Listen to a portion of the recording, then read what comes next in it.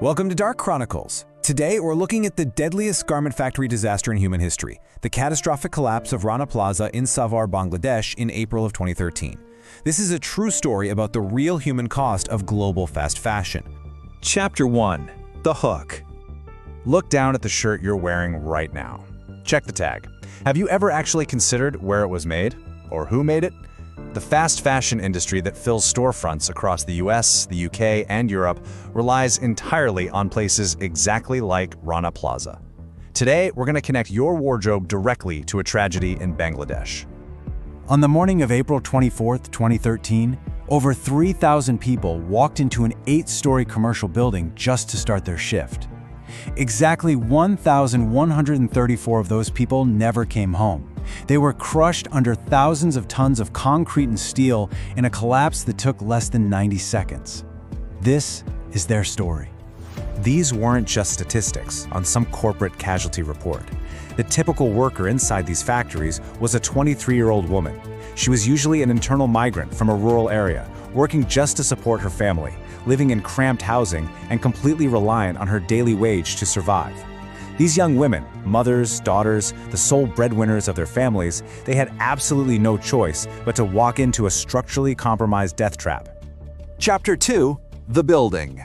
Rana Plaza was located in Savar, which is a suburb of Dhaka. Now, legally, it was permitted strictly as a 5-story structure for shops and offices only. But the owner, a man named Sohel Rana, who had powerful political connections to the ruling party, illegally constructed 3 additional floors without any permits. He then converted those upper 5 floors into massive garment factories. He completely packed the space with heavy equipment, thousands of workers, and massive industrial diesel generators right on the roof. The building's own architect stated plainly that this structure was never meant for factories. It simply didn't have the structural integrity, the supporting walls, or the foundation to handle the immense, grinding weight of industrial manufacturing. Yet, when those massive diesel generators on the upper floors kicked on, which happened over a dozen times a day because of rolling power outages, the entire building shook violently, literally vibrating under the stress. Let's methodically look at these structural failures, because greed completely overrode basic human safety here. The building was constructed on a filled-in pond, so its foundation was compromised by swampland from day one. 3 upper floors were illegally stacked on top with no supporting walls. The sheer weight of the heavy sewing machinery and those diesel generators far exceeded any engineered limits. And despite all of these known facts, production never stopped for a single day. Chapter 3. The Day Before. On the morning of April 23rd, exactly 1 day before the collapse, the warnings became impossible to ignore. Deep, highly visible cracks appeared all over the building, specifically cutting right through the weight-bearing pillars on the 7th floor. The failure was so obvious that a TV news crew actually filmed the cracks and broadcast the footage. Panic set in. The building was evacuated. The bank and the shops on the lower floors closed up immediately, and people refused to return. An engineer was called out to inspect the site, and he explicitly declared the structure unsafe. But despite the evacuation, and despite explicit warnings from a literal structural engineer, building owner Sohel Rana stepped right in front of the media. He flat-out contradicted the experts, claiming the plaster on the wall was just broken, that the building was perfectly safe, and that workers should return the following morning. He lied directly to the public. The garment factory managers on the upper floors took it even further. To force terrified workers back inside, management threatened to withhold an entire month's pay from anyone who didn't return to their shift the next day. Think about that. Over 3,600 workers, 80% of them young women, were stripped of their agency and forced to choose between their physical safety and feeding their families. They had no real choice. Chapter 4. The Collapse. The workers did as they were told, taking their seats at those heavy sewing machines. At 8:54 a.m., the local power cut out. The massive diesel generators on the top floor kicked on. The heavy vibration hit those compromised, cracked pillars. At exactly 8:57 a.m., the building began to violently shake. Survivors later described the floor simply vanishing beneath them.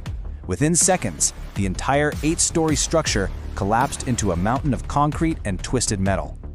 The sheer horror of what followed is truly difficult to articulate. For 19 agonizing days, rescuers dug through the rubble. The air was filled with the cries of the trapped. People were forced to undergo field amputations just to be freed from the crushing weight of the concrete. When the search finally ended, the confirmed death toll stood at 1,134. Over 2,500 survivors were pulled from the wreckage, many suffering permanent physical and psychological trauma. But amidst the blood, the choking dust, and the crushed bodies, rescuers made a very grim discovery. Strewn all throughout this horrifying scene were pristine clothing tags and labels belonging to some of the wealthiest, most recognized global fashion brands in the entire world. These corporate giants were directly tied to this tragedy. The tags found in the rubble included Walmart, Primark, H&M, Benetton, Mongo, and Zara. The initial reaction from several of these multi-billion-dollar corporations? Outright denial. They claimed ignorance, saying their products weren't being manufactured at Rana Plaza. But the documents and physical evidence pulled straight from the concrete, the very garments the victims died sewing, proved otherwise. Chapter 5: The Aftermath. In the aftermath, the pursuit of accountability revealed an enraging power imbalance. 29 global brands were identified as having sourced products from the factories inside Rana Plaza. Yet when the time came to arrange a compensation fund for the victims and the families of the dead, only 9 brands even bothered to attend the meetings.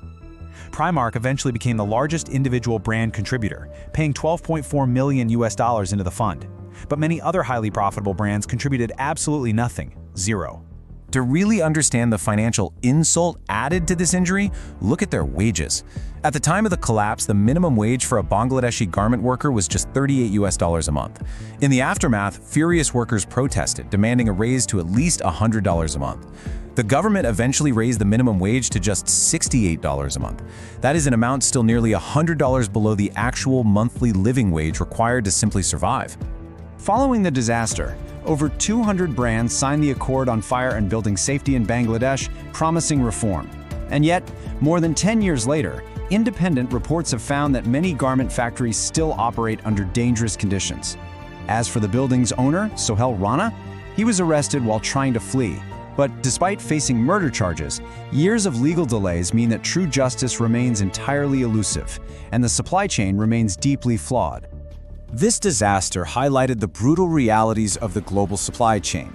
Every single time someone buys a piece of fast fashion clothing without asking where it came from, the exact economic conditions that created the Rana Plaza collapse continue to exist.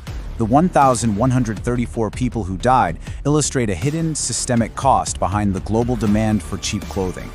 Thank you for watching Dark Chronicles. These were real people with real families. Remember them. Follow Dark Chronicles for more real stories from verified sources.